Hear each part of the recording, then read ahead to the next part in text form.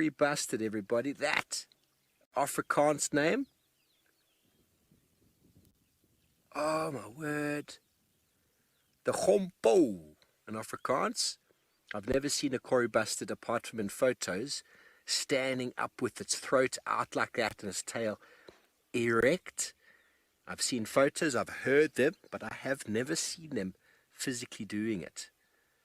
The Gompo, one of our big 6 birds of national importance. Kori Bustard is the national bird of Botswana, which is just across the way.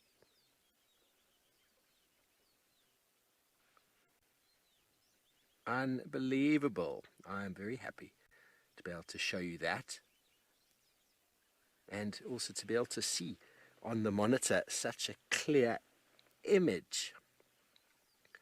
Helen, thank you so much. I'm very excited to be back as well. We were on the back of the vehicle with Lauren last night, just getting a bit of a run around about what's happening and where to go. We didn't get very far. This is a very large reserve. We've moved down and towards the south, and we were following advice on where the signal maps were. We found quite a large area that we spent time in this morning that wasn't in a red zone, that we're probably going to have to mark as a red zone. And here we go with a first for me, the largest flying bird in southern Africa, the Kori Bustard. I'm going to try to play the call in my hat for you so you can hear why it's called the Gompo. He actually might play it himself.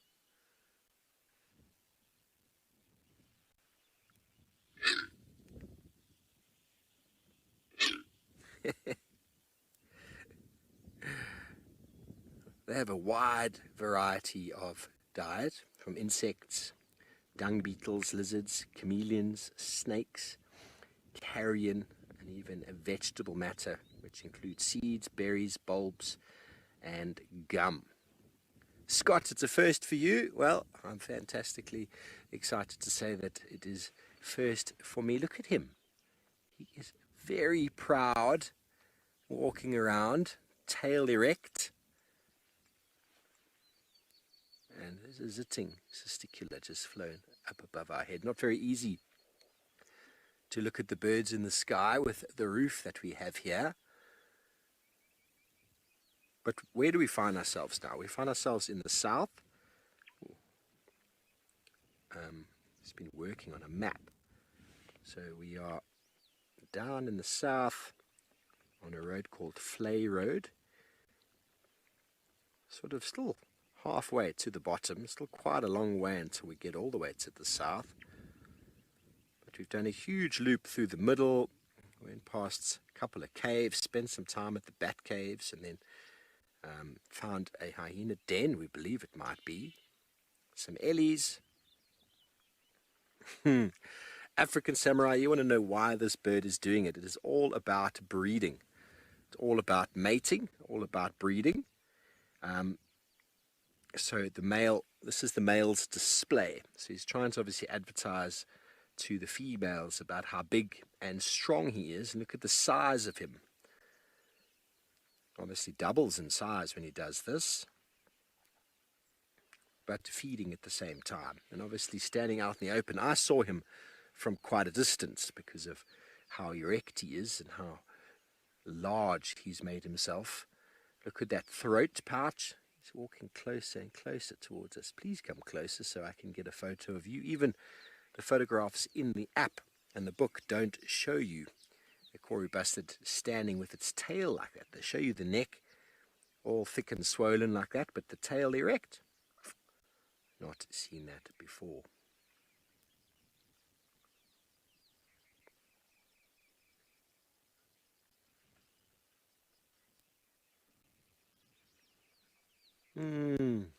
Thank you, Florentine. I do believe in birthday weeks, so my birthday was on Friday, so I'll be celebrating my birthday all week long. So thank you, Florentine, for that. There we go. There's a dung beetle. So the Kori Bustards are polygynous.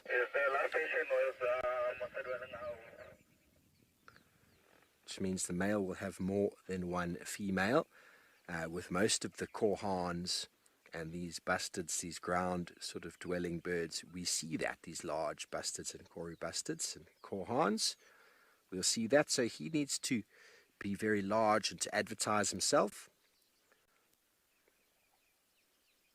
So they often do talk. They say there are reports of pairs with Kori bustards, but there's no real evidence to prove that. A male will find an area that's quite easy to sort of demarcate or to stand out, sort of like a lek, similar to what we find with Tessabe and the like, or Topi.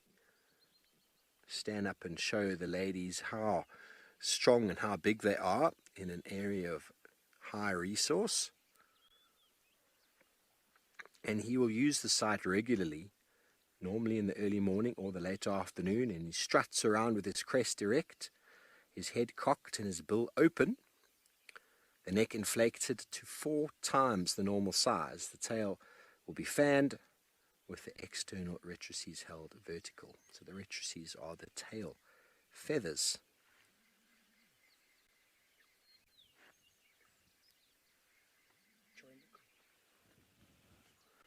We just have some interesting connection issues here, everybody. So I'm using a phone to connect, so I did just drop out of the call there. I do believe I am back on now. How remarkable. Now, if this is a first for all of you, then please do let me know. Please do let me know if this is a first for you, because definitely is a very exciting thing to see. Summer is here. The birds are breeding. There's been a lot of rain. You can see by the color of the vegetation. There's puddles everywhere we've been this morning. So many little puddles. The bird life has been incredible already. I'm very excited to see how many of the 500 birds that sort of are in the northwest we will be able to find in a very short space of time. I've already managed to get 76.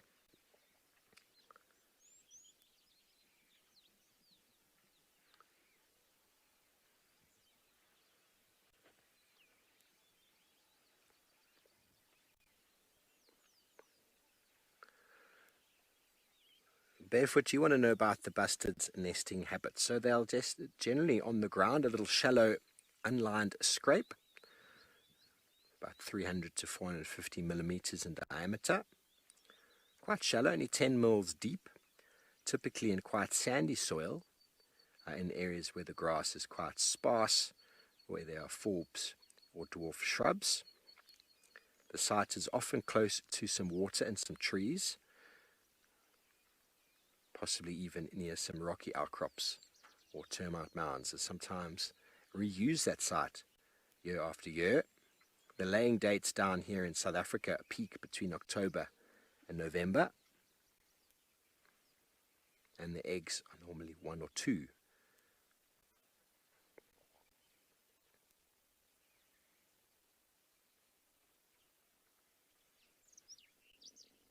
Incubation period is just shy of a month, 23 to 25 days, only by the female.